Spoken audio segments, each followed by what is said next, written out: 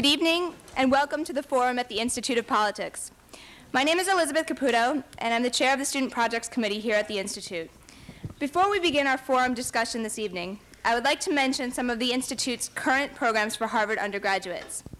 The Student Advisory Committee, led by Chairman Ross Guerin and co-chair Jonathan Coppell, plans the study groups, coordinates the Fellows Program, organizes campus debate, and engages in various service projects throughout the Boston community to promote awareness about public policy and government. In addition, we play a vital role in creating, organizing, and executing the events that occur here in the forum. Many of the Projects Committee members are here tonight and have actually helped to create this night's important forum event. Tonight, we will focus on issues relevant to our nation's economy. Our moderator, Professor John Kenneth Galbraith, is truly a central institutional figure of modern economics. Until 1975,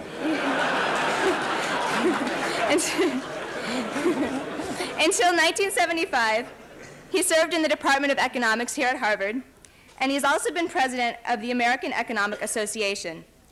In addition to his achievements in economics, he has served as an advisor to several presidents and as the United States ambassador to India. We welcome him here tonight as perhaps the foremost expert regarding modern capitalist enterprise, and also as a dear friend of the Harvard community. Please welcome Professor John Kenneth Galbraith.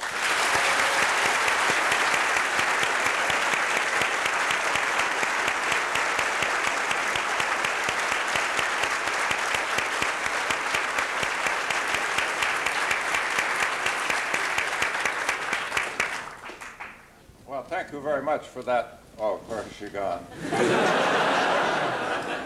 An admirably truthful introduction. Let me tell you of my pleasure in being here. Winston Churchill said, all truly great occasions have an element of crowding. Thus, my special gratitude to those of you who are going through the physical agony of standing up for the next hour and a half. We're having a talk about politics tonight, and I would like to say just one word in opposition to a general mood that has overtaken the country, and which somehow implies that our political life is deteriorating. I've had a certain association with politics in the United States ever since 1936, the campaign between FDR and Alf Landon. And I must say it was only a very mild association at that time, although because while I did make some political speeches, I was not yet a citizen and couldn't vote, slight handicap. And thinking of the political discussion at that time, and from the years on, I can't but think that the sense of public participation and even the level of the debate has improved and improved substantially over that period of time. I'm not suggesting that all political platforms are improved as regards either literacy or content. But since nobody ever reads them anyway, including the President of the United States, as he has said, let us forget about that slight aberration from what I think has been, as I say, a larger, more involved, and I think on the whole, a more sophisticated political discussion. I'm not making any endorsement of negative campaigning. I think there are aspects of the snatch bits on television that are disgusting, but let us not assume that everything is going wrong. Now, as to the procedure this evening, each of our speakers will make a short comment, and I warn them, both are professors at Harvard, both are committed to the proposition that any point, however fragile, can be extended to 55 minutes.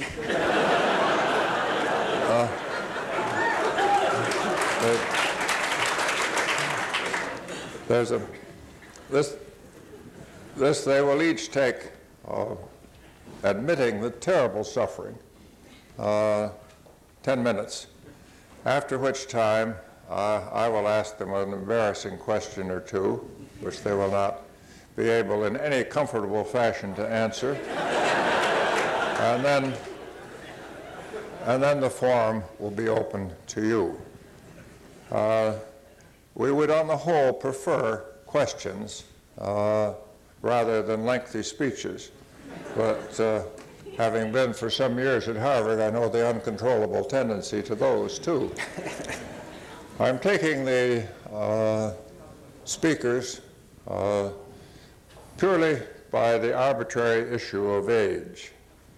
Robert Reich, one of the most distinguished member of this great school, somebody who has combined practical politics with political analysis, political discussion, a writer of incisive and persuasive books, somebody that I'm truly proud to call my friend. He is the oldest by 1 year of the two speakers, and therefore he has the enormous prestige of speaking first. Bob.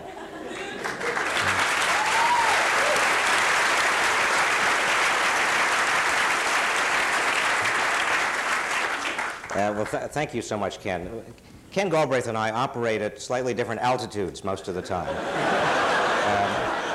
But notwithstanding that, we share many of the same perspectives, which is a physical impossibility, but I consider him a mentor as well as a friend. When we were invited to this evening by the Institute of Politics, I inquired whether there would be any political content with regard to the ongoing and upcoming presidential race, the election, and the campaign, and I was assured that there wouldn't be. And so I will not say anything tonight directly that is partisan. In fact, I will not even mention the fatuousness of the Bush economic plan or the brilliance of the Clinton one. Absolutely no partisan talk at all. I want to talk instead about the broad question, the broad issue of the government in the economy. And I thought that one way of starting might be to step back behind the business cycle, because we tend to get mesmerized, all of us, particularly with regard to the economic news, and focus solely at the business cycle, the trough of the business cycle, the recession, which certainly is going on longer than most people expected. It's not the deepest we've had in recent years, but it certainly is one of the longest and most discouraging. But behind the business cycle is a longer-term issue on which I would hope we all would discuss and concentrate our efforts, having to do with economic growth, productivity, and this elusive term called competitiveness. Now, this is something that Mike Porter has written on, I've written on, Ken has talked about competitiveness. Rarely has a term of public discourse and economics gone so directly from obscurity to meaninglessness without any intervening period of coherence. It's a remarkable thing to behold. Like industrial policy is another term. I used to think I knew what it was. In fact, I took some credit in the late 70s and early 80s for actually talking about and writing about industrial policy. But long about the mid-80s, I lost control over the term, and I no longer have any idea what it means. Essentially, let me make 2 points with regard to the issue of competitiveness, or the issue of government and the economy. One point is this, that in the global economy, and we are becoming very rapidly a global economy, we're globalizing very, very rapidly, there are only 2 factors of production, 2 assets within a nation that are unique to the nation, or relatively rooted in the nation. Not totally rooted. Obviously, everything is going across borders, but there are 2 that are relatively least mobile, and those are the people of the nation, that is, their skills, their insights, their capacities to innovate and work together, And secondly, the infrastructure. That's an awful term, but by infrastructure I mean the transportation, communication, even the unglamorous sewage and water systems, all of the things that enable us to work together and be productive as a nation and use our human skills. And if you're not investing adequately in human capital, human resources, and infrastructure, you're not investing in the basic assets of an economy. Money. You know, there were times not too long ago when we used to talk about crowding out. Remember that crowding out theory? That is the notion that public expenditure reduced the amount of money left over for the private sector and thereby made it more difficult for the private sector to invest, drove up interest rates. But actually, in a global economy in which money is traveling across borders so easily, you find that crowding out is less of a problem. It's less of an issue. Real interest rates adjusted for inflation are beginning to merge across boundaries, and therefore money is not so much the issue. Technology is also becoming global. Not too far from the place we sit right now is a laboratory. I know some people in the laboratory. It's filled with scientists and engineers. About a third of them are not American. They plan to go back to their own countries, but they're sitting behind computers and they're linked up to satellites, and those satellites in turn are linked up to computers in other nations. In real time, they are developing new ideas and engineering options and research options. Is that American technology? Is that foreign technology? It almost ceases to have a meaning. Companies themselves, products themselves are becoming international composites, becoming global. Very difficult to tell what you're buying. My wife and I recently, in fact, last spring, we needed to buy a new car. Our car died, and this was right at a time, you may remember, when America was very caught up with the Buy America fever that came right after President Bush took Lee Iacocca and several automobile executives to Japan. You remember when President Bush shared his breakfast with the Mayor. Oh, I did it again. It just, these partisan comments, I'm sorry. But my wife and I wanted to buy an American-made car, and we looked around, and we finally went to a local Ford dealer. We found a subcompact that seemed to meet our needs. And I pointed to the car. The dealer was very eager to sell it, and I pointed to the car, and I said, now you must tell me, was that automobile, was this car actually assembled here in the United States by American blue-collar workers? You must tell me this. And he looked at me, trying to decide, was I one of those, or was I one of those? And finally, he looked up with a smile and said, which would you prefer?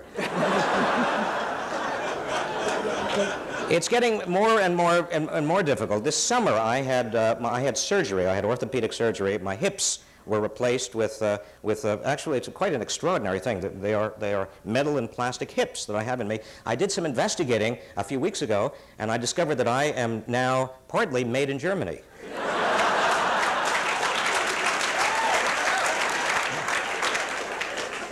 It causes all kinds of identity crises that people have. A similar identity crisis, actually, I was talking to a group of IBM executives not too long ago, and I said to them, I asked them, is IBM an American firm? And they started twitching. Because IBM has prided itself on being a global firm. They are headquartered in Armonk, New York, but they, in every nation in which they operate, they want to appear, they want to act and smell and taste and for all intents and purposes, be a firm that is that kind of a firm. So you find not only global firms, but global products, global composites. Very difficult to tell who is where, who is what, who is us, except for people and infrastructure. And that's why investing in people and infrastructure is so important. That's also why the ultimate issue with regard to the standard of living of Americans turns uniquely upon those kinds of investments. College-educated people in this country, college-educated people, are doing better and better in this new global economy because they are finding that there's a bigger and bigger market for their problem-solving skills. I don't care whether the problem-solving skills are, I don't care whether they're called management or they're called manufacturing engineers or civil engineers, or they're called marketing and advertising executives, or even if the world needed them, they're called lawyers and investment bankers. It doesn't matter. their problem-solving skills are in greater and greater demand as the world market integrates, and therefore we see that their real compensation, adjusted over time for inflation, for the top 20% college educated has been going up. But if you are not college educated, if you don't have a college degree, you find that the global economy is working in the opposite direction. Your real benefits, your real compensation over time has been going down. The gap between the two is growing. Why? Because if you're not college educated, there are huge numbers of people around the world, millions of people, 25,000 people an hour, eager to get into the global economy and to do your job at a fraction of the price. Supply and demand are working precisely in the opposite direction. So what is government's responsibility? Government's responsibility, I think, first and foremost, is to focus on human capital and infrastructure, particularly as it relates to and affects the losers in the United States within that global economy. Let me very quickly make one second point, and then I will cede my time to Mike Porter. The second point is this. The United States has made enormous investments in the past in both human capital and infrastructure. It has had a national economic strategy, but it has been under the aegis of national defense. Other nations have had economic strategies, but they've been much more forthcoming about them. In this country, we've done it all under the pretext of national defense. You remember, some of you probably don't remember, maybe some of you do remember, that in the late 1950s, we commenced a highway building program that knitted the entire nation together. Where would this nation be economically without it? We called it, and we justified it. The authorizing legislation for that highway program was called, anybody remember? The National, you don't look that old, the National Defense Highway Act. And if you go back to the actual legislative debates over it, it was all about getting munitions quickly from Boston to Philadelphia to San Diego to Washington in the event of a Soviet attack. After Sputnik, we had a major investment in this country in mathematics, in teachers of science, in engineering education. We authorized it and we justified it under the National Defense Education Act.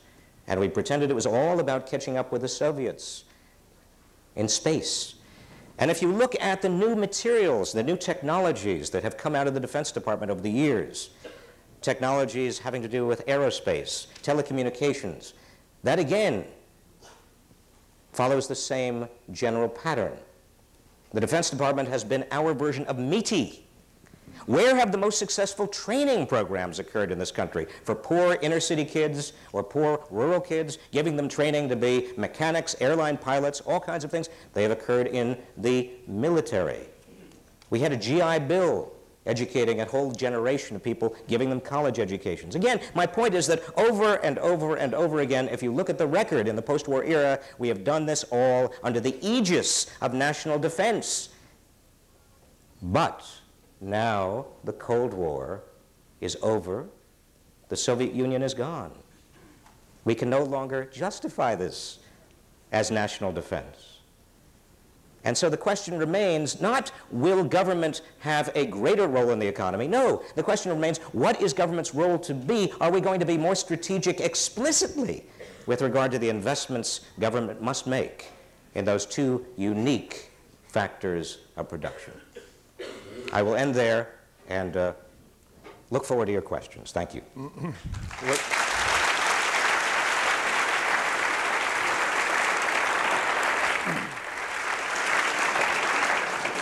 Later, I will ask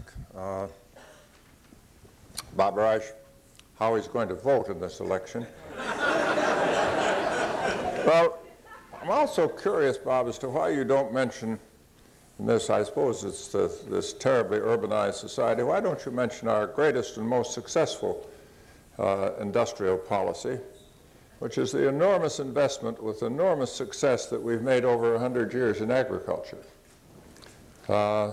which has left us with the most efficient agricultural system anywhere in the world in what otherwise would be decrepit industry in a highly industrialized country. In fact, Ken, not only, if you look at our three major export items, three of the most successful exports in this country, agriculture, aerospace, and pharmaceuticals, in all three areas you find government having an extraordinary role in research, development, and also shaping the industry. I can't resist saying that we have 700 national laboratories, $23 billion spent on research and development, just supporting the national laboratories. 1 out of every $3 spent on research and development in the United States comes from the federal government, much higher than any other industrialized country. Bob Reich spoke of a Buy American fever, which I must say rejoiced me for a moment. Before I get to Michael Potter, I must tell you that one of those great moments that you have, I've spent just under a year of my life, once calculated, before congressional committees. And it's an unequal situation in life.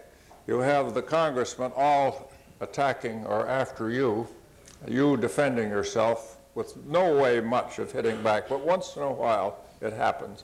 A few weeks ago, I was testifying on these matters before the House Budget Committee, and I used the word not feverish but febrile to discuss the enormous discussion, to mention the enormous discussion of middle-income tax reduction. And Congressman McMillan of Charlotte, North Carolina, not the world's most distinguished figure in the history of politics, the ranking Republican, when it came his turn, he said, "Professor Galbraith, you used the word febrile." And I've had a member of my staff look that up in the dictionary, and I don't think it means what you think it means. There came one of those rare moments when you have your own back. I said, "Well, Congressman, I'm the advisor on English usage to the American Heritage Dictionary, and if that dictionary is wrong, I'll have it corrected."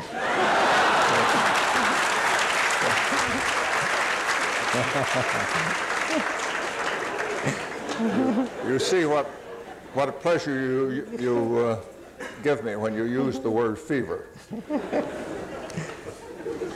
And now, Professor Michael Porter comes from us from just a few yards away across the river, and certainly one of the leading figures, not over the Harvard Business School, but at this university. His books are published around the world.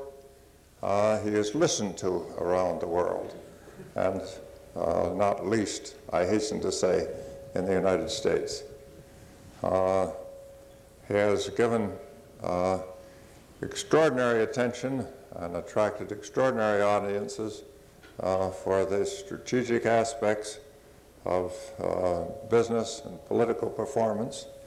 And I think we can all be extraordinarily grateful that he has come to be with us here this evening. He and Bob Reich both run an enormous risk in academic circles, which I've not myself entirely avoided, of having a commitment to writing books. There is a presumption in academic life that if you write books, you must be taking some part of your time away from your regular duties. I've faced that possible criticism. I think Bob Reich has, and I can't think of anybody who is more susceptible to that criticism than Professor Michael Porter. Thanks, Ken.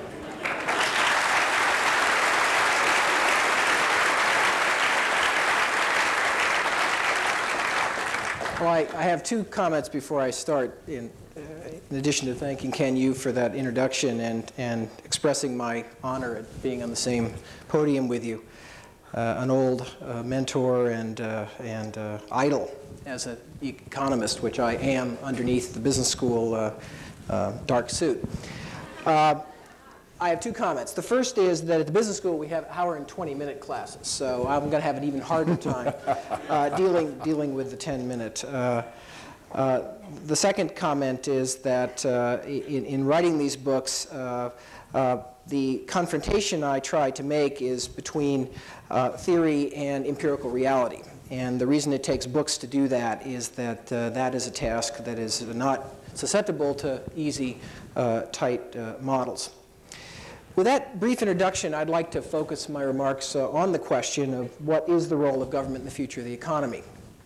Like Bob, I think, however, there's a prior question that I must also address. And that prior question is, what makes a prosperous economy? You can't talk about the role of government unless you have some agreement of what government should be doing.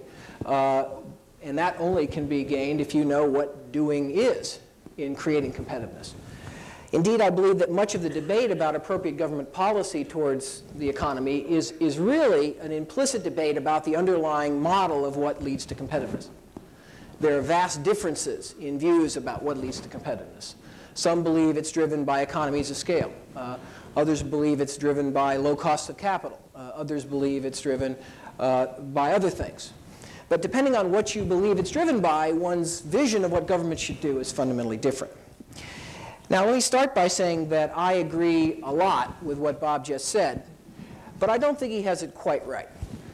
I think in approaching what leads to competitiveness in an economy, there's a paradox. There's a paradox that's very confusing to us today. On the one hand, we see competition global. We see markets global. We see easy and ready access to capital, to scientific knowledge, to raw materials, to virtually any factor of production on efficient worldwide markets. Where things aren't easily accessible on global markets, companies have become global so they can go to wherever those things are and access them that way. Companies can locate assembly plants just across the border in Mexico to do the labor-intensive parts of what they do. The world is global. Everything seems mobile. Borders seem to be becoming increasingly irrelevant. Nations seem to be having a less and less important role. Location seems to be less significant. That's one side of the paradox. Bob emphasizes that in his remarks. But there's another side of the paradox. And that is that there are striking differences in the economic performance of nations today. Striking differences that seem to persist. Those differences not only occur between nations, but they occur between states within nations. There are striking differences between the performance of states in the United States economy. They persisted for long periods of time. We see as we look across the economy that industries are not randomly distributed across the globe. Virtually all the world's leading consumer electronics manufacturers are based in Japan. Virtually all of the world's leading software producers are based in the United States. They compete globally, but their home base is here. A striking percentage of the world's leading printing press producers and optical equipment manufacturers are based in Germany, and so on and so on. It goes even further. If you look at what companies actually do, companies compete globally today, but that doesn't mean that they spread their activities evenly across the globe. If you look at a particular business, not the corporation as a whole, which can be confusing, but if you look at a particular business and look deeply at how international companies are organizing the activities, they tend to have very clear bases, home bases as I call them, in particular locations. Lotus competes globally. They market around the world. They have various kinds of operations spread literally all around the globe. But their home base is here in Boston, and so on and so forth. So on the one hand, everything seems to be global. It seems to be this floating global crap game. On the other hand, there seems to be some powerful empirical evidence that there's a crucial location or country effect. And it's resolving this paradox that I think holds the key to understanding what the appropriate role of government is. If you believe that everything is mobile and everything is global and borders have lost relevance, except for perhaps people who don't tend to move as rapidly and infrastructure, as Bob said, that leads you down one path in terms of the role of government. On the other hand, if you see a somewhat different model driving international competition and competitiveness, one might be led in a different direction. Now, what's the model as I see it? Well, I think that clearly the paradigm that governs competitiveness has shifted. It's no longer a function of low-cost labor or capital or raw materials. Those things have been superseded by global competition and by the advancing technology, which allows companies to nullify weaknesses in their home country in these kind of things. You know, if a German company has high wages at home, they tend to be very sophisticated and offset those high wages through very high productivity or very high quality levels. Economies of scale don't seem to explain competitiveness either. Who's the world's largest auto company? General Motors. Who's the world's largest computer company? IBM. They aren't winning. Economies of scale in doing things the way they've been done don't seem to determine competitiveness and prosperity in an industry or an economy.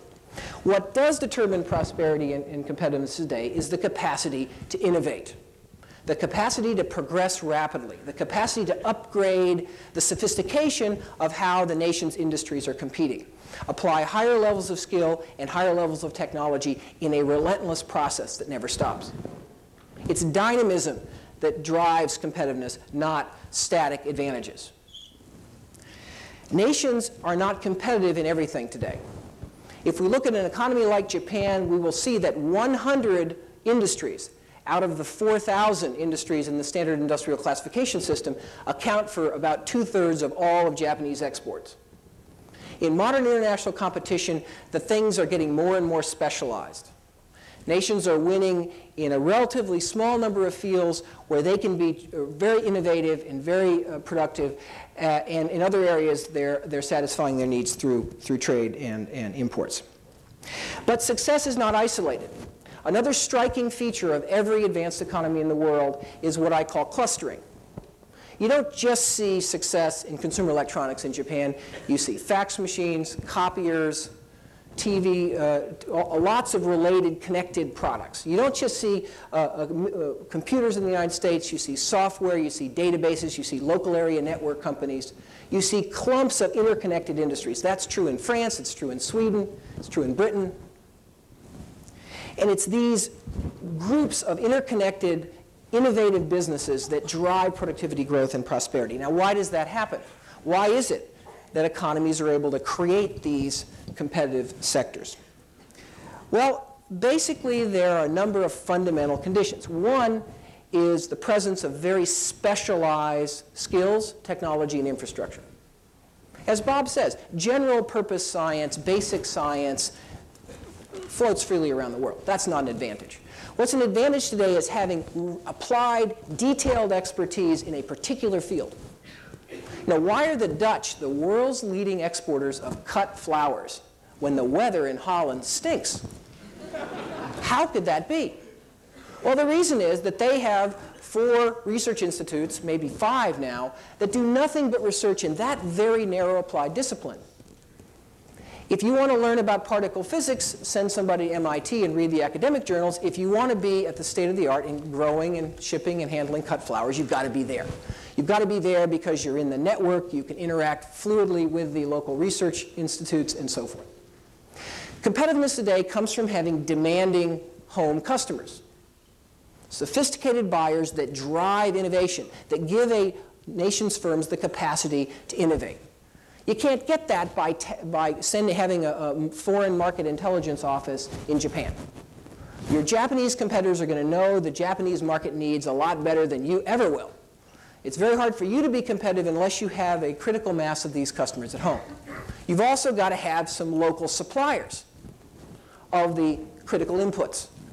Why? Not to get access, because you can buy all these things on global markets, but that's not the point. It's not static efficiencies that matter, it's progressiveness. It's the ability to innovate. You've got to have at least some local supplier capability to allow you to progress rapidly. You've also got to have a lot of local competition. We find that the competitive industries in every nation are the ones where there's lots of active local rivalry. And a foreign rival isn't as good as having a capable local rival, because they force you to improve.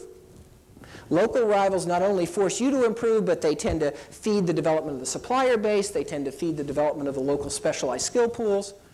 It's no surprise that the University of California at Davis is one of the world's leading centers of winemaking technology.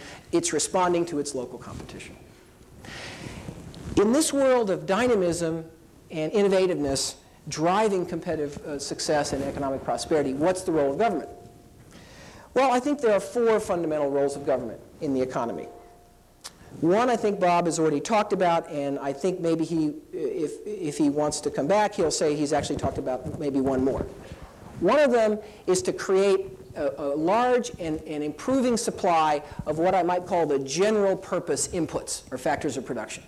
An educated population, good physical infrastructure, a large pool of capital. Yes, crowding out isn't as important anymore, but in terms of equity capital, we find there's very little international flows of equity capital. So having a large pool of capital in the nation seems to still be an advantage. Having a good basic technological infrastructure. All those things are important. That's the first rule of government. Let's raise the quantity and quality of those basic inputs. Number 2, government sets all kinds of rules and regulations and creates all kinds of incentives, inevitably. And its second fundamental role is to create a climate through those things that fosters innovation and upgrading. It needs an antitrust policy that legitimizes and stimulates local rivalry. It needs a set of policies towards the capital markets that that create the environment for aggressive investment. I've just created a large body of work on why our capital market structure in the United States works against us, because it limits our investment potential.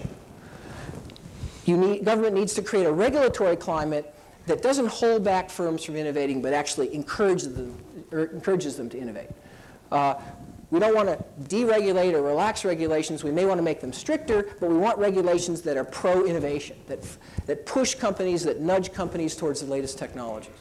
Third role of government is to promote the formation of these clusters I talked about. The real engine of economic growth is these clusters of interrelated industries. And government needs to be setting its policies to encourage them to form, to upgrade, to spin off new businesses and new businesses and new businesses. How does it do that? It has training programs that don't have lists of generic occupations that are being trained for. But it has training programs that allow each local area to adapt training to the specialized needs of that local industrial base. It has scientific and technology programs that don't force every university in the United States to have the same research functions, but encourages local research institutions to tailor and specialize to local industries, and so forth. The fourth role of government is the most subtle, and in some ways the most important, and that is government's role is to challenge industry to advance. You know, so much of what governments do around the world is to allow companies and industries not to advance. Protecting markets, providing subsidies, taking the heat off, taking the pressure off in the name of helping local industry. But that's backwards. Economies prosper because they upgrade. They upgrade because there are pressures and challenges that drive firms to a higher level of skill and technology. Government has a role in that process. It has a role by defining the challenge, by setting national goals, by articulating a vision for what the economy has to look like if it's going to be a prosperous economy. Japan does that better than any other country. I think the most fundamental role of MEDI has been to articulate a series of visions for what's going to have to happen in that economy for it to continue to upgrade. And it's issued a series of national challenges, one to improve quality, one to improve energy efficiency. And now the challenge is to improve the quality of life. And it's those challenges and those signals that government is sending that really contribute to the innovation process. 2 final comments. In thinking about the role of government, I think we must blow up the distinction between the social and the economic agenda. I think that the social and economic agenda are inextricably blurred, that virtually every part of government, I believe, has a very tangible role in the economy. The departments of education clearly have a role. We all understand that now. The EPA clearly has a role. By the way it regulates, it can not only create a clean environment, but it can promote innovation and prosperity in the local industries that it affects. Every part of government should be worrying about both the social and the economic agenda. Final comment is that the more deeply I get into economies, the more persuaded I am about the need for decentralization. If we look at the United States, an economy with almost complete free trade and investment, where the language is all the same, where the culture is very similar, although some would say quite different in some parts of the country. If we look at the United States, we don't see one economy. We see a series of very distinct and different local and regional economies. The composition of this economy in Massachusetts looks very different than New Jersey, and that looks very different than California, and that looks very different than Colorado, and that looks very different than Florida. If we try to set policies, monolithic policies at the national level, I think we are working against the process by which modern competitiveness is created. So I would argue that one of the roles of government today is to decentralize more and more to really the state and local level, to allow programs to be implemented closer to the real action, which is these localized industry clusters. Thank you.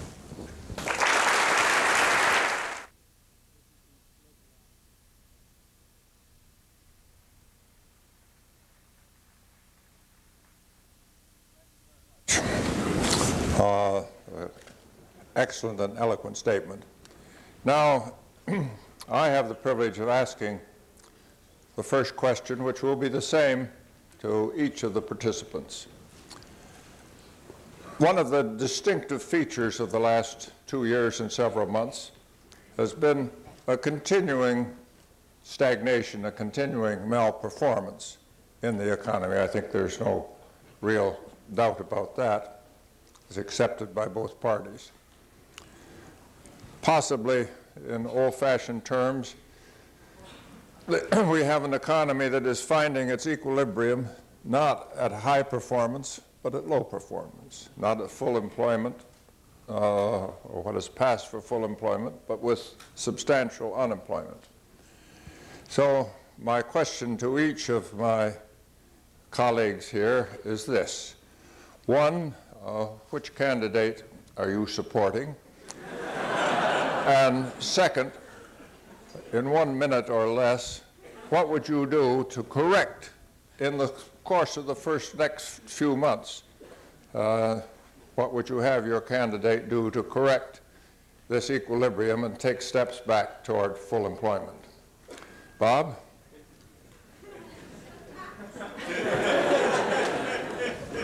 Well, I don't want to reveal my political preferences publicly. Don't look but I will go to the second part. Bob, don't look at me in that angry way. This is a fair question. I know you're embarrassed, but make the best of it.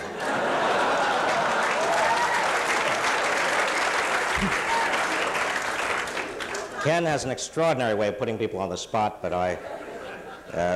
rather than reveal my political preferences, let me go on to the second part of your question. I think that, that Mike and I both talked about a long-term problem of underlying productivity, innovation, and a direction for the economy. There is a business cycle phenomenon here, and as I said initially, this particular trough goes on much longer than we had expected. It's particularly complicated because you have so much debt in the economy, debt that is a legacy primarily of the 1980s, very hard to get out of a trough when there's no demand. Companies now are spending, large companies are spending about 35% of their cash flow on interest payments on loans created during the 1980s to buy up their shares of stock in leveraged buyouts or in unfriendly tenders or in friendly takeovers. You have households which have, even now, unprecedented levels of debt. They're paying down their debt, but they still have very, very high levels of debt. You have, on top of that, obviously, a government with more than a $4 trillion debt. Oh, no, I must give the complete diagnosis before I give the, because my brilliant and insightful mechanism of turning this around turns on agreeing with my diagnosis. And there's just one more element, Ken, I promise. And that is, and here's the most unusual and the thing that makes it most tricky. You have an asset deflation going on with regard to property values, a speculative bubble that bursts with regard to property values of a sort that Ken has written about profusely, and many Americans who had counted on their homes to be their major asset vehicle are now discovering that they are 20 or 30% poorer than they were. So again, there's no demand in the economy. Now, what to do? I have no idea. No, it seems to me, and I don't ever want to be quoted on this. And this is not to be attributed to any presidential candidate. Indeed, this is off the record. That if the economy is as dead in January as it seems to be right now, that you probably do have to apply some stimulus. Now, what kind of stimulus and how large a stimulus? I have taken a poll of a large number of people whose opinions I respect and compared it to my own opinion, and it probably means a stimulus about 1% of GDP. The problem, however, and here's the problem that everybody recognizes, if you try to stimulate the economy now with the kind of debt we have, what is the probability that Wall Street, particularly the bond markets, will increase their interest rates on the expectation of inflation somewhere down the line, and therefore wipe out any stimulus that you have created? So you have to combine any stimulus with a very credible, highly credible plan for reducing the budget deficit once the economy is back on track. There has to be a trigger mechanism built in.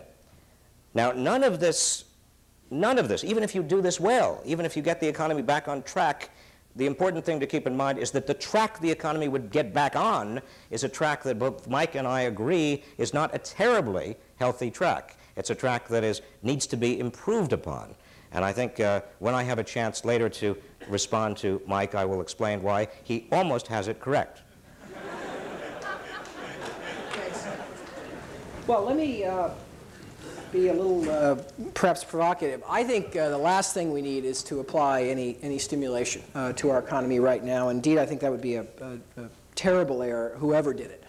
And I hope nobody does, whoever gets elected. I think if we look at the state of the economy right now, it's very easy to be confused by the mix and confluence of events that we now are going through and have been for the last 2 years. Let's just tick off what's happened. Number one, we had a third world debt problem that kind of depressed demand for around the world for a lot of America's key customers. Then we started the defense build down, and hundreds of thousands and not millions of jobs were affected. Then we had a massive correction from the gross overshooting in real estate and construction and building of shopping malls and so forth that took place in the 80s, which has devastated employment in construction and real estate around the world. That largely created the S&L and banking crisis. That is, that the major part of the loans that went sour were a function of not internationally competitive industries, but these local industries that had gotten overbuilt through this heady process that we went through. Again, if you look at unemployment data, a massive number of jobs were destroyed in banking and S&L companies around the country. As Bob says, we had these high levels of debt, both in the corporate sector and the consumer sector, and those are in the process of being paid down at a rather dramatic rate right now. We've had very substantial restructuring in some of our large companies. Quite healthy restructuring, cutting out fat, cutting out middle layers of management, lots of good tightening that probably should have happened 5, 10 years before. And to top it off, we've got a global recession on our hands now. What would you do about that? Well, I don't think there's much we can do about the global recession right now except grow our way out of it. My own view is that the economy is remarkably resilient given these body blows that it's received. The only way we could absorb all this without skyrocketing unemployment, which we have not had, is that there's some good things going on under there. And I also think that demographics are in the process of making unemployment problem easier to solve. The new entry into the workforce is lowering, is shrinking. And so therefore, I think what we need to do now is recognize that there's been this long process of a tug of war between some new business formation and these body blows, and that we're coming out of it. There's some good indications there, and the last thing we need to do is stimulate the economy, because that will lead to the outcome that Bob suggested. It will lead to the markets reacting poorly. The real problem is not the short-term problem. The real problem in the United States is the long-term problem. It's how to achieve enough productivity growth to power the future growth of the economy in the long run. And I'm worried about that for a lot of reasons, but the most important of which is we're just not investing enough in the private sector. We're being out-invested in capital goods, in R&D, in training, in all the important things. And we simply can't expect to have long-term economic growth unless we can figure out a way to invest enough. And to me, the key to that is some systemic reform in our system for allocating capital in the country, which we can talk about later. I don't know about all of you. I would love to know what John Kenneth Galbraith would do about it. Boy. I have no hesitation on that. I would note that my success in getting commitment to candidates here has not been spectacular. I suppose I might be able to whisper that I'm supporting Bill Clinton. Would that be appropriate? But I'm scandalized. But I would have no doubt, and there have been differences between the two sides of the river in the past. I would take the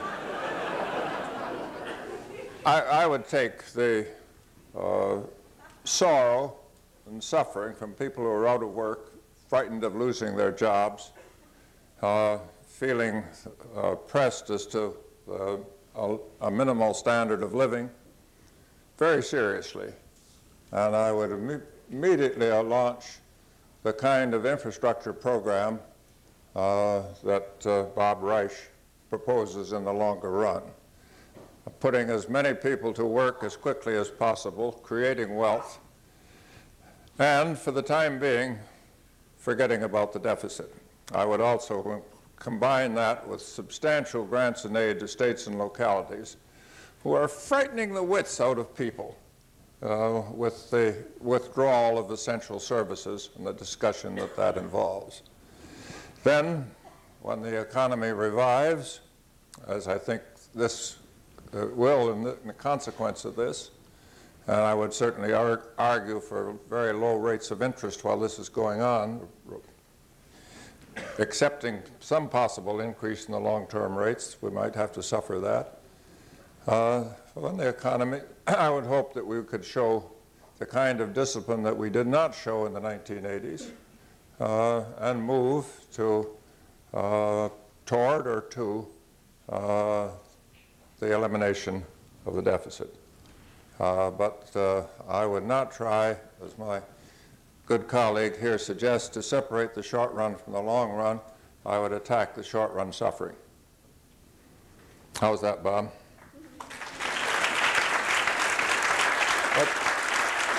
What you would say, it produced a scattering of applause. I think now, for the remaining half hour, we must turn the discussion, the guidance of the discussion back to this eager audience. We have microphones here and here. There are none upstairs, so you must either come down or, unnatural as it is in this community, remain silent. And I hope you will address your questions to my two colleagues as you wish. We will begin over here. Hello. Okay. Hi, my name is Byung-Soo Kim, and I'm a junior at the college. I'm also a resident of Los Angeles, and I'd like to ask you about a domestic issue where government and the private sector have seemed to have failed. 6 months ago, approximately, the Los Angeles riots broke out in my hometown. And as a result, this week, the federal government passed a pathetically watered-down urban aid bill, which will probably do little to help rebuild the city of Los Angeles and alleviate our country's urban areas.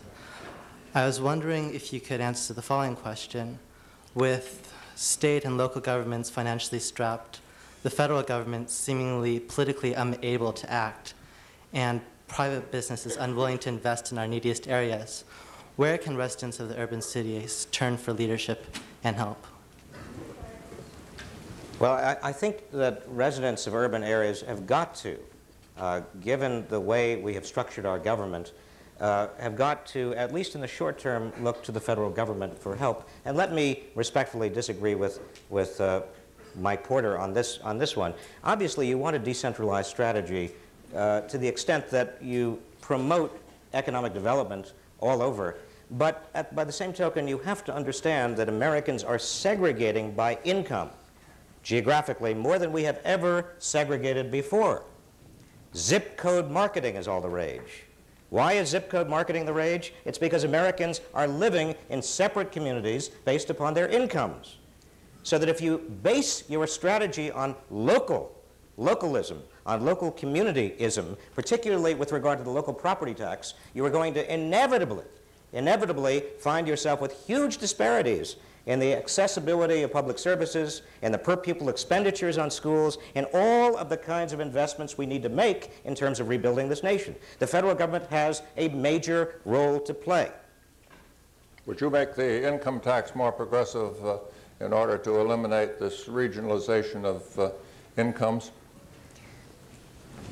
I would certainly make the income tax more progressive. If the top 1% of income earners in the United States this year were paying at the same rate of progressivity they were paying in 1979, and I am not suggesting that they do, far be it from me to suggest we go back to 1979.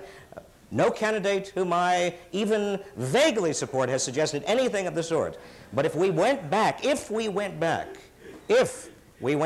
a level of progressivity that we had as recently as 1979, the top 1% of income earners would have paid $68 billion more in their income tax this year than they in fact did pay. Do you realize how much $68 billion could pay for in terms of Head Start, women, infants, and children programs, all kinds of earned income tax credits that we want to give people to get them working and make work profitable? The answer, Ken, yes. All right. Michael, you have an observation on that? Well, I think I'd like to observe on the first part of it, not the second part of it. I think that we don't know very much yet about how to help urban areas that are economically disadvantaged. We've tried providing incredible incentives to get companies to locate somewhere where they don't want to locate, basically, or where they don't see the foundation. We've tried massive real estate development projects to be the engine of development in urban areas. We still, I think, do not have a good framework for thinking about how to cope with economically disadvantaged regions, whether they be rural or urban. I think the federal government is going to have to play a role, certainly in financing that. But just to respond to Bob, when I say local, I don't mean Chestnut Hill versus Roxbury. I mean Massachusetts versus Washington. I think if Massachusetts is going to be prosperous, it's going to be because there are unique pools of skill and industry here that make us different in Massachusetts from New Jersey, which allow us to have unique skills that will not be easily replicated by other parts of the country and other parts of the world. And I think that those choices and those decisions ultimately have to be driven down at least to the state level. But I'm not advocating that Chestnut Hill have an industrial policy.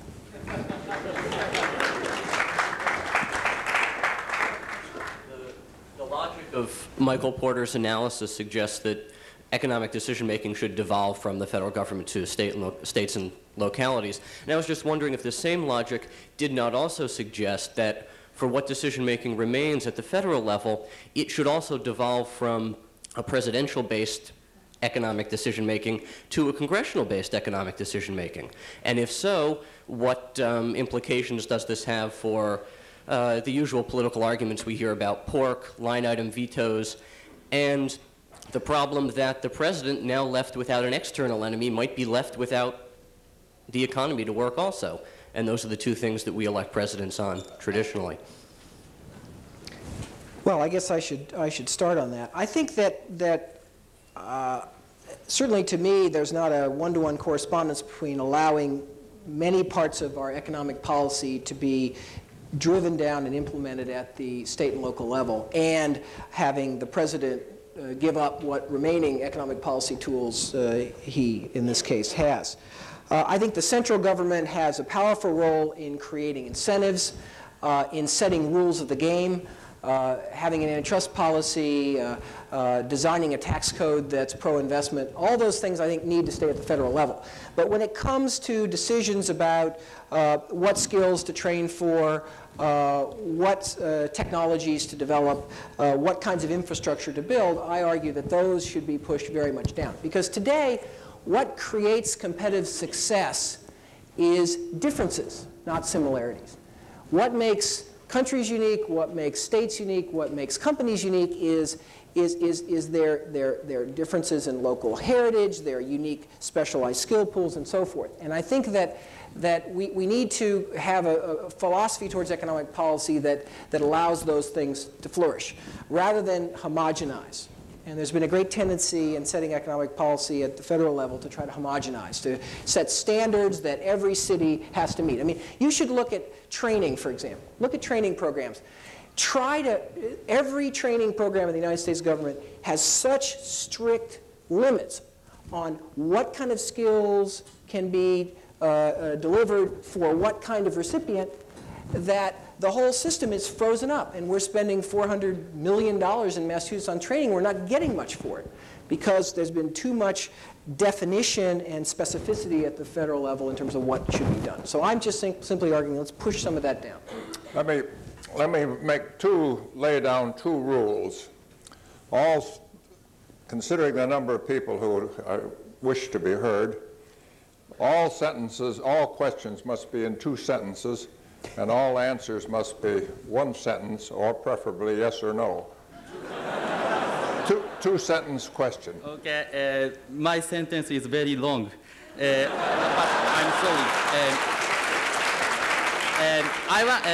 I want to ask to Bob, you mentioned in your book that symbolic analysts and those who want to become symbolic analysts tend to gather together.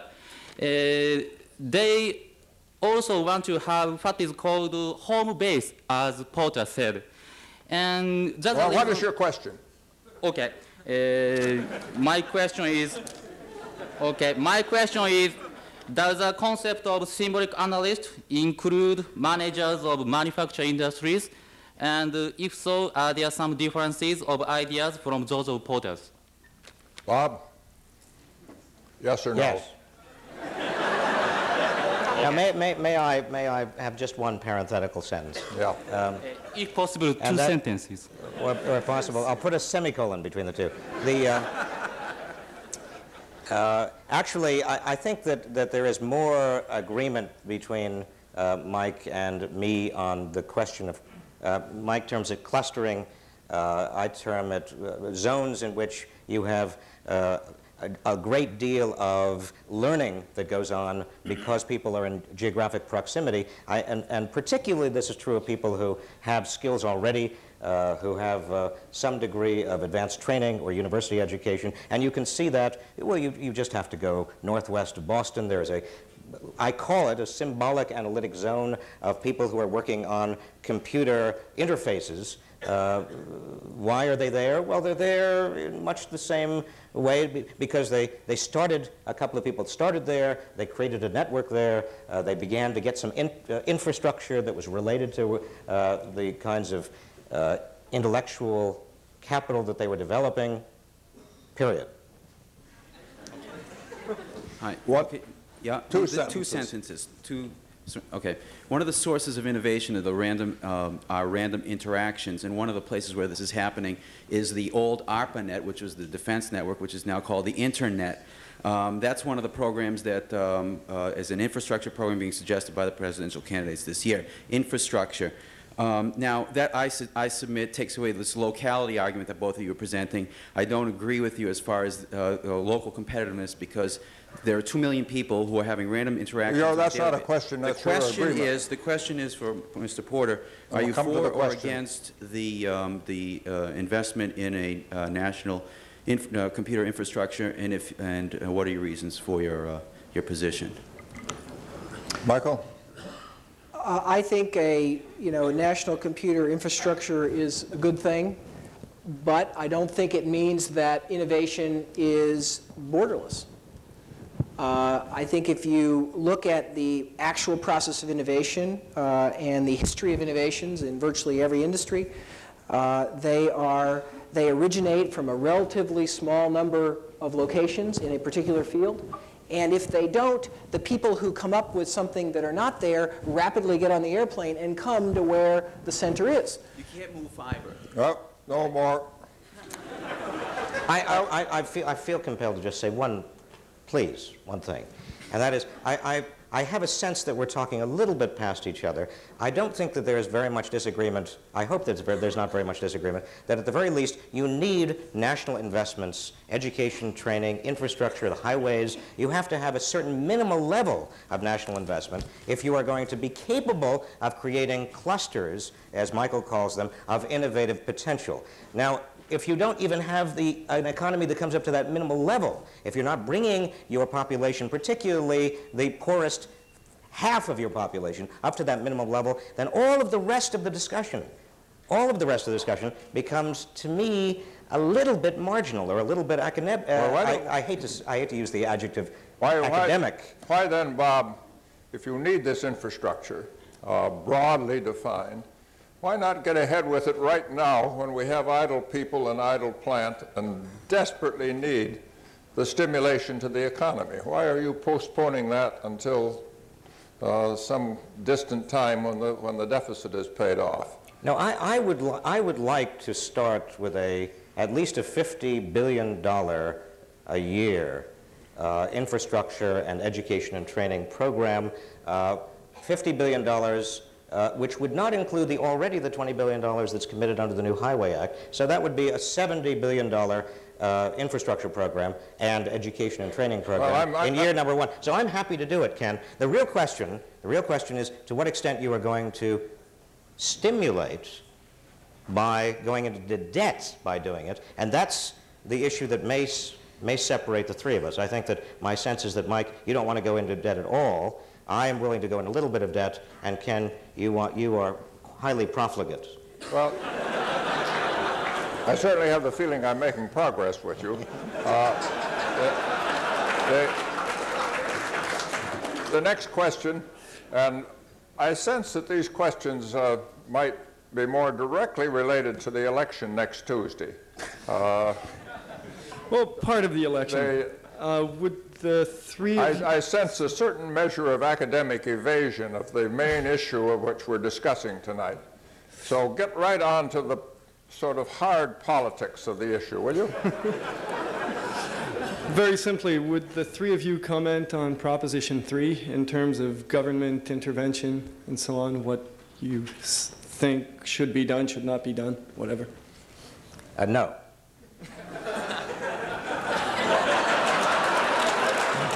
Is that the cigarette one? Which one is that, Bob? Packaging? Packaging? Packaging.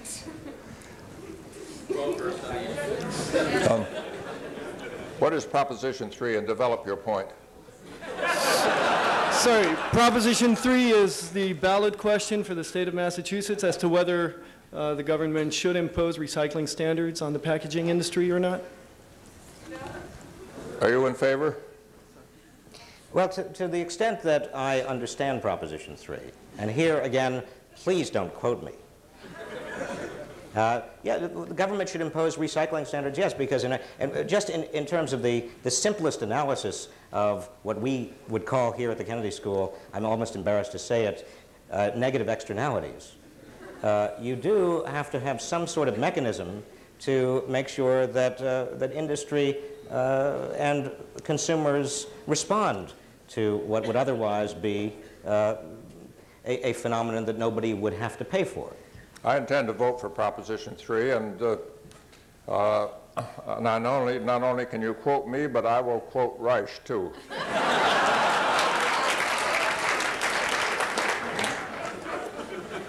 Now, you know what? I have to explain. The reason I am being so ridiculously circumspect tonight is because 2 weeks ago or 3 weeks ago, I was on a national television show debating a fellow named Dick Darman, who used to be a faculty member here. Actually, when I came to Harvard, I took his office, and Dick Darman. Well, let me just make this point. Dick Darman and I, on this nationally televised program, we agreed that if the economy is dead in the water in January, that you probably do have to have some stimulus, and then triggered a payback when the economy was growing once again. Well, what happened to that little innocent agreement between Dick Darman and me is that it made the headlines the next week in the Los Angeles Times that Clinton advisor was calling for expanding the budget deficit. And that particular article in the Los Angeles Times was passed around Wall Street, and the little filibration that occurred in Wall Street and the bond market last week, which has all kinds of other causes, many other causes, was ultimately attributed, I say with all modesty, and therefore I am being circumspect. I think actually, to be serious, that Proposition 3 needs to be mellowed down. There will have to be revisions, but I think the general mood of that proposition, that we incorporate in the industrial process the management of the packaging, the management of the waste, is broadly in the right direction. Short question. Well, continuing on this subject of environmental relationships with the economy, if it's up to government to create a climate of innovation, as Mr. Porter suggested, for businesses to respond to challenges instead of helping them, how should government respond to pressures for relaxing environmental standards as a help for business, such as the Council on Competitiveness and this dichotomy that's been created? What is your view on this characterization of jobs versus the environment, and whether or not government should propose that there is in fact a very close positive relationship, and it is not a disadvantage to believe that a healthy environment is a basis for a healthy economy? Michael, that's yours. That's an incredibly destructive false dichotomy, the dichotomy between the environment and the economy. It's static thinking. If you hold everything constant and you impose environmental standards that have any significance, then that adds cost, and that's likely to hurt industry. But of course, the essence of why economies work well is that everything isn't held constant. And if one has the right kind of environmental legislation, that actually can stimulate progress and innovation. And in my work, we see that in not only environment, but in product regulation and safety regulation and in many other areas, the nation with the strictest regulation is the most competitive. The problem we have in the U.S. is not the strictness of our regulations. The problem we have in the U.S. is how we go about setting them and their structure. We have regulations that are too much command and control as opposed to outcome oriented. We have regulations that are set through Byzantine processes that don't involve the right kind of consultation with industry. We have regulations that can be overturned and challenged endlessly through the legal process. Therefore, companies don't know exactly which regulation they should respond to. We need to fix fundamentally our process of regulation and setting regulation. We don't need to water down the standards. And that's where I think that the Council on Competitiveness has done a disservice to this debate.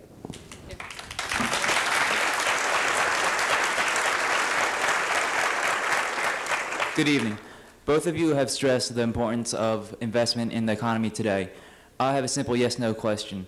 Do you support the indexation of the capital gains tax rate to spur investment and promote tax fairness? No. No, I think it's greatly inferior to the alternative ways of doing it. Oh, that's exactly the sort of procedure that I've been struggling with. I have two very quick questions. At what point is government going to start taking responsibility and outspending what it collects, which is a fundamental issue? And the second point, to get responsibility, at what point is government going to offer an incentive to get people who want to serve ethically and responsibly into government instead of people that want to go through a food chain line all the way to the top? This is the guy that's got to worry about that right now, not me.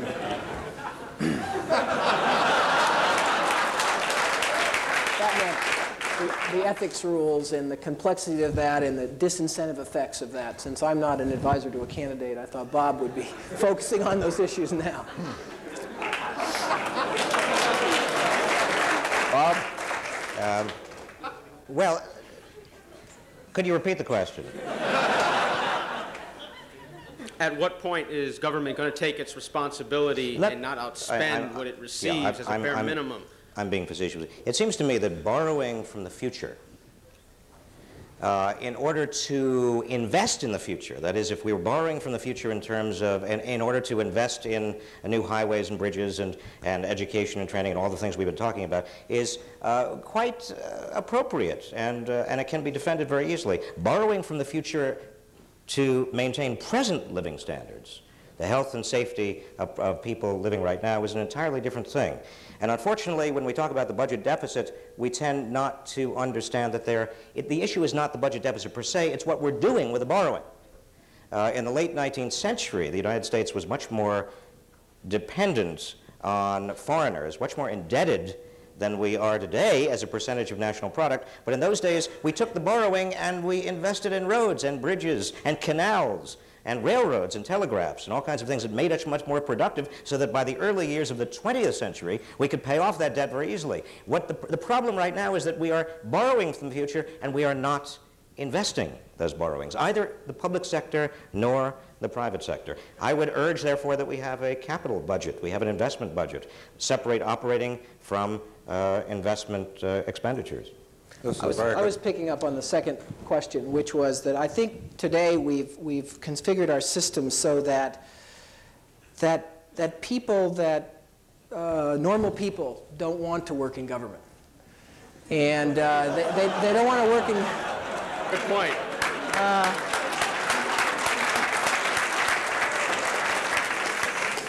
Michael, may I remind you where this forum is located? I know.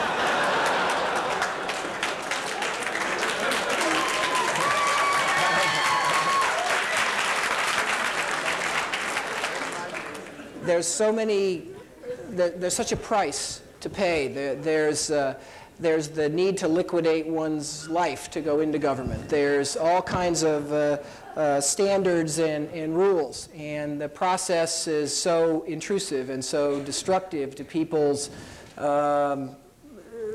psyche that I think that we're driving people out of public service. And I guess that one of the most encouraging things about Mr. Clinton's candidacy is at least a glimmer that some of that is changing. That I think I see a lot of different kinds of people now interested, excited about government. And I would hope that if Mr. Clinton is elected, I would hope that would be a major outcome. I think we need to reverse somehow the whole process by which we find people for government and bring them into government and what they do after they leave. And I think that whole process is fundamentally askew right now. And you know, those of you who are going to go into government sitting in this room are willing to pay an enormous price to do so. And that shouldn't be. In the past and tonight, I've heard criticism of government policy that discriminates against corporations because of their national origin or where they're headquartered. I was wondering if you could comment a little bit on one of the presidential candidates' proposal to tax foreign corporations and how you feel about that proposal, or to increase the taxes. I think that it's understandable to be concerned about that issue. I think that in the world of international transfer prices, there are all kinds of rules and bending of the rules. I think every company, wherever it's based, whether it's German or Japanese or American, does its best to pay as little taxes as possible. I think to argue that the U.S. laws are substantially different than other countries' laws is perhaps a little bit simplistic. Having said that, we should be ensuring that every company that operates here bears some fair share of the cost it inflicts on our society. So the spirit of Mr. Clinton's proposal I am sympathetic to, but I think it's in fact, when we actually get down and look at the numbers and work out the details, it's going to turn out to be much less of a source of revenue than he thinks. I must say I broadly would agree with that this is not something on which one could generalize. One has to approach this issue pragmatically in light of an extraordinarily complex set of cases. And any general rule is probably wrong. Do you have any comment on that, Bob? No, I am in favor of pragmatism. Beg pardon? I don't have anything to say. I'd also like to ask Professor Reich if he plans to give Dick Darman his office back. In the 1940s, Friedrich Hayek suggested that one of the main problems with government intervention in the economy is the problem of collection and adequate evaluation of information regarding the returns to these projects that would be undertaken. Since both of you advocate some involvement by government in terms of infrastructure or helping out particular groups of corporations in specific locations, how do you feel that government can overcome the problem of the fact that every state budget director and every corporate CEO has a strong incentive to misrepresent the returns to projects invested in his particular industry? I think that's a very large and very legitimate question.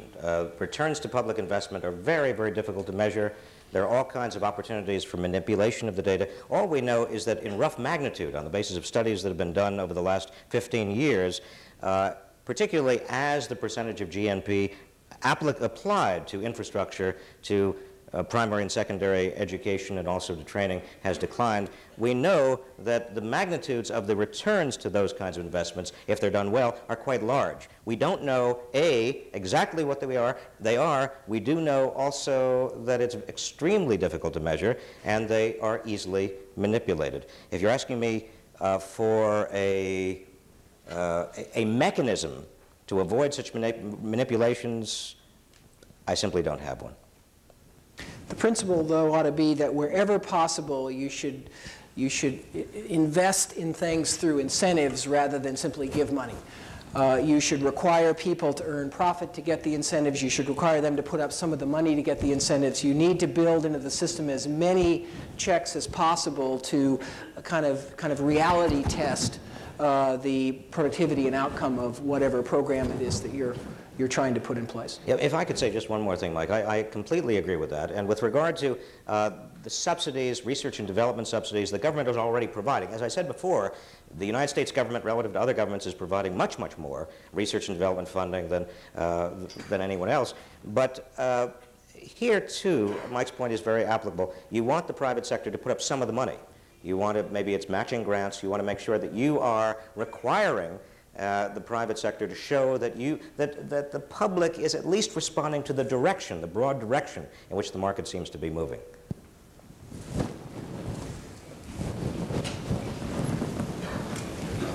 This is the last question, and we'll then have an opportunity for our last comment between our two debaters here.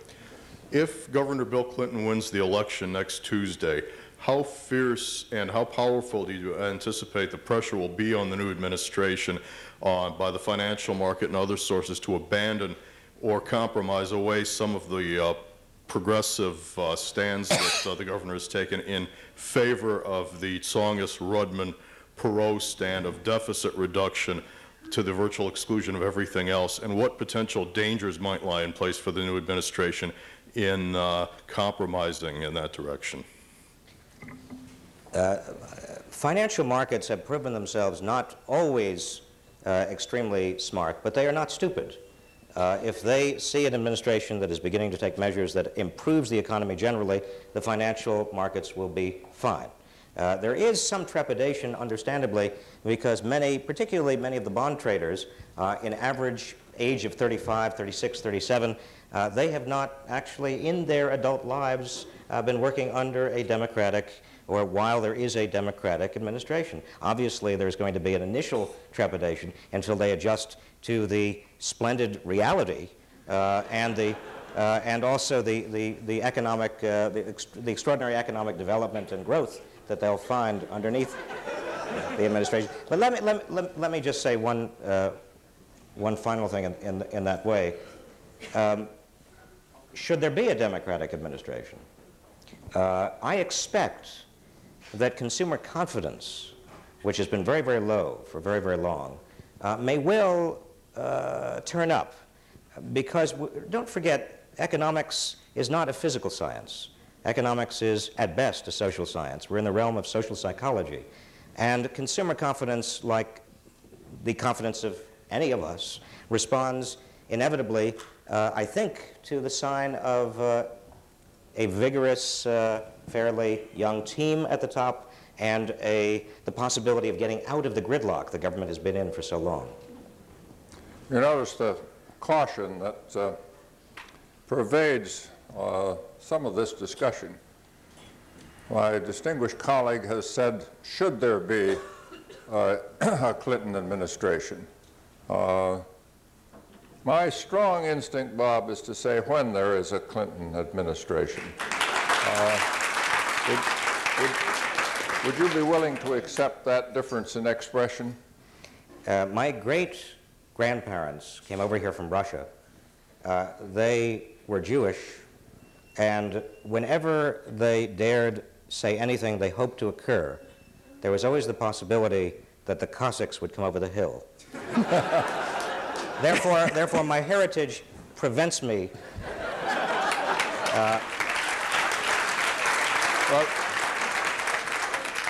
Well, my ancestors come from the Scottish Highlands, where we were tended to be plain-spoken on the truth. That exchange covers Galbraith and Reich. I think we should now let Professor Potter have the last word. Last word. Well, first of all, Ken, thank you for moderating this session so artfully and giving us a certain amount of trouble.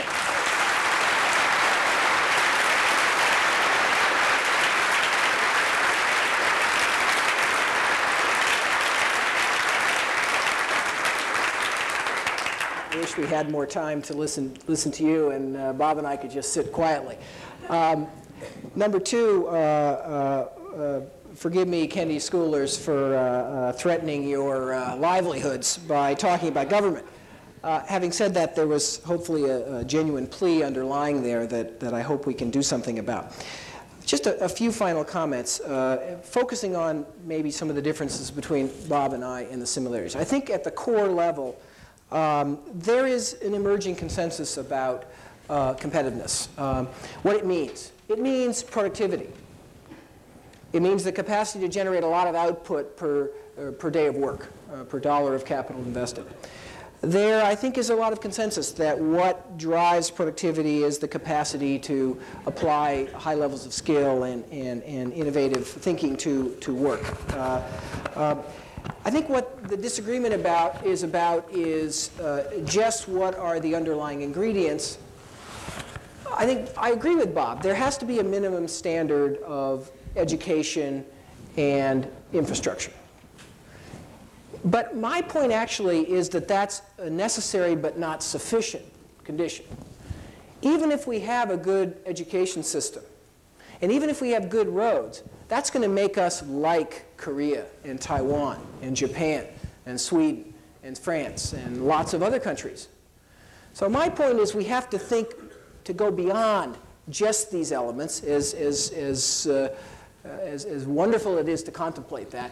We have to think about the next step, which is how we can create these local concentrations of uniqueness in particular businesses. How can we create the Hollywoods of lots and lots of industries within the United States, which attract like magnets good ideas and good people from around the world. So I think that really that is to me the major difference. There are many areas of similarity. I think that I would also conclude by saying that as much as we've talked about the two candidates here, what's remarkable to me about this election is not the differences between the candidates' economic policies, but actually the similarities. I think that there's a lot of similarities in the area of investment, a lot of similarities in a variety of areas. There are important differences, and one can come down whatever one likes. But I think we are, hopefully in this country, starting to get an emerging consensus about some fundamental truths. You know, we've got to be productive, we've got to invest, we've got to deal with our human resources. And I think, to me, the thing that's going to separate the next great president from the next mediocre president is the capacity to act. I think now is the time to act. And so one's choice, I think, ultimately has to be a choice on the probability of action. Let me stop there, and again, thank you all for being here. I have to say,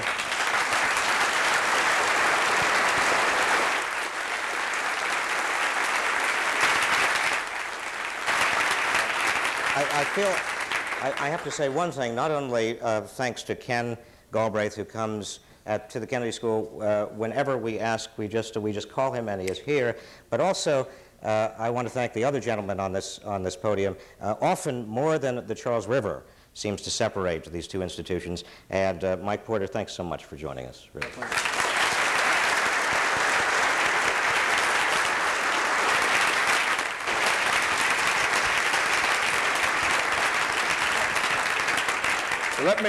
Let me thank you all for attending, and let me thank you all for sharing with my two colleagues here the kind of civilized discussion which is at the very best in our politics and which is the peculiar gift of this university to the world. Thank you.